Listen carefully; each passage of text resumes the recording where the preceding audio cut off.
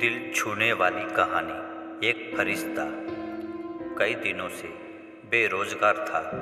एक एक रुपए की कीमत जैसे करोड़ों लग रही थी। इस उटपटक में था कि कहीं नौकरी लग जाए। आज एक इंटरव्यू था, पर दूसरे शहर जाने के लिए जेब में सिर्फ 10 रुपए थे। मुझे कम से कम 200 रुपए की ज़रूरत थी। अपने एक लौते इंटरव्यू वाले कपड़े रात में धोकर पड़ोसी की प्रेस मांग के तैयार कर पहन के अपने योग्यताओं की मोटी फाइल बगल में दबाकर तो बिस्कुट खा के निकला। लिफ्ट लेके पैदल जैसे तैसे चिलचिलाती धूप में तरबतर, बस इसी उम्मीद में बस स्टैंड पर पहुंचा कि शायद कोई पहचान वाला मिल जाए जिससे सहायता लेकर इंटरव्यू के स्थान तक पहुंच सकूं। काफ़ी देर खड़े रहने के बाद भी कोई नहीं दिखा। मन में घबराहट और मायूसी थी। क्या करूंगा, अब कैसे पहुंचूंगा? पास के मंदिर पर जा पहुंचा। दर्शन कर सीढ़ियों पर बैठा था। मेरे पास में ही एक फकीर बैठा था। उसके कटोरों में मेरी जेब और बैंक अकाउंट से भी ज़्यादा पैसे पड़े थे। मेरी नज़रें हालात समझ के बोला, कुछ मदद चाहिए क्या? मैं बनावटी मुस्कुराहट के साथ बोला, आप क्या मदद करोगे? चाहो तो मेरे पूरे पैसे रख लो। वो मुस्कुराता बोला। मैं चौंक गया। उसे कैसे पता मेरी ज़रूरत? मैंने कहा, क्यों? शायद आपको ज़रूरत है। वो गंभीरता से बोला। हाँ है तो, पर तुम्हारा क्या? तुम तो दिन भर मांग के कमाते हो।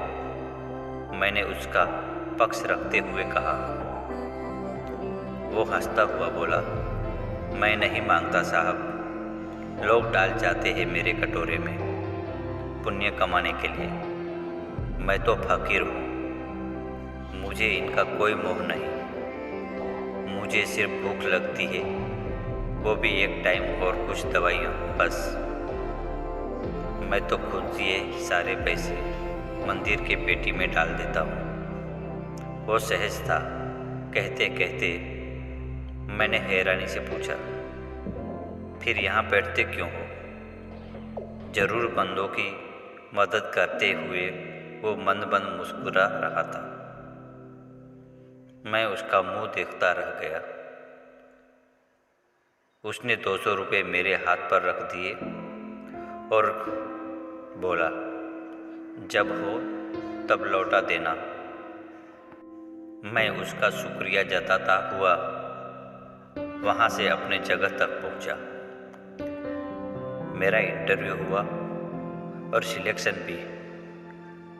मैं खुशी खुशी वापस आया। सोचा उस फकीर को धन्यवाद दे दूँ।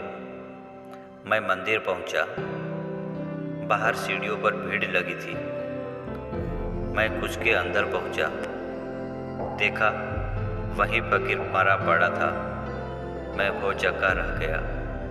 मैंने दूसरे से पूछा, यह कैसे हुआ?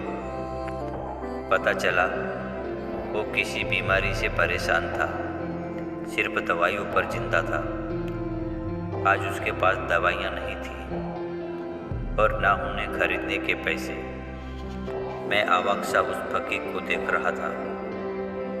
अपनी दवाइयों के पैसे वो मुझे दे गया था, जिन पैसों पे उसकी ज़िंदगी का दारोमदार था। उन पैसों से मेरी ज़िंदगी बना दी थी। भीड़ में से कोई बोला, अच्छा हुआ मर गया।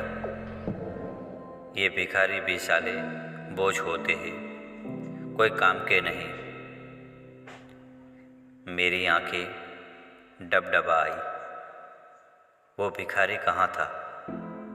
वो तो मेरे लिए भगवान ही था, नेकी का फरिश्ता, मेरा भगवान। मित्रों, हम में से कोई नहीं जानता कि भगवान कौन है और कहाँ है, किसने देखा है भगवान को, बस इसी तरह मिल जाते हैं। आशा करता हूँ आपको ये हमारा वीडियो अच्छा लगा होगा, तो सबसे लाइक शेयर और सब्सक्राइब जरूर कीजिए। Thank you.